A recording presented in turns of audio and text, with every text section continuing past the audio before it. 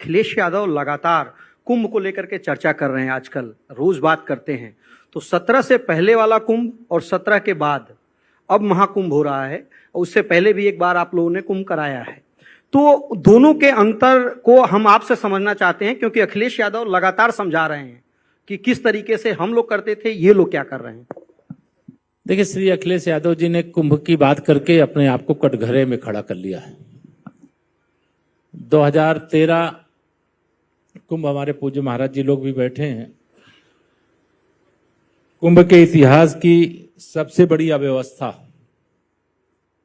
अगर कभी हुई है, एक तरह से आधुनिक भारत में कहिए, स्वतंत्र भारत में, तो वह श्री अखिलेश यादव जी के नेतृत्व में जब 2013 में सरकार थी, उस समय हुई थी, जब हमारे कुंभ यात्री, तीर्थयात्री, पूज्य साधु संत रेल मार्ग से कुंभ स्नान करने के लिए आ रहे थे। कोऑर्डिनेशन के अभाव में और उस मेले की बागडोर श्री अखिलेश यादव जी उस समय अपने चचा मोहम्मद आजम खां को सौंप दी थी। महाराज जी को याद होगा। और जब यहां कुंभ के मुख्य स्नान पर्व होने वाले थे, उस समय वो जवाहर विश्वविद्यालय के लिए पैसा जुटाने में लगे थे और कुंभ को अव्यवस्थित अवस्था में संपन्न होने के लिए छोड़ दिया गया था। लेकिन जब 2017 में हमारी सरकार बनी, तो सबसे पहले यहां हर वर्ष माघ मेला भी होता है। जो माघ मेले का बजट था, उसको हम लोगों ने दुगना नहीं तिगुना कर दिया।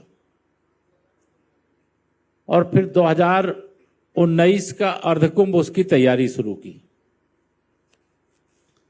और 2019 के अर्धकुंभ में जो मेला क्षेत्र से लेकर के नगर क्षेत्र का विकास हुआ, उससे प्रयागवासी काफी संतुष्ट थे। लेकिन मुझे लगा कि अभी और बहुत कुछ बाकी है करना।